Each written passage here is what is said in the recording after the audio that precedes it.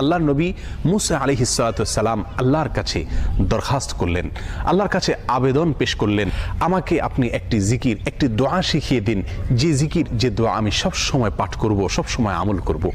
আল্লাহ সুবহানাহু ওয়া তাআলা তখন মুসা আলাইহিস সালামকে বললেন, কুল লা ইলাহা ইল্লাল্লাহ, হে মুসা আপনি লা ইলাহা ইল্লাল্লাহ এই দোয়াটি সবসময় পাঠ করবেন। মুসা আলাইহিস সালাম কিছুটা আশ্চর্যান্বিত হয়ে আল্লাহ সুবহানাহু ওয়া তাআলাকে বললেন, আল্লাহ, লা ইলাহা ইল্লাল্লাহ এটা তো এমন একটি বাক্য, এমন একটি জিকির, এমন একটি দোয়া যেটা সকলেই বলে, সব মানুষই বলে।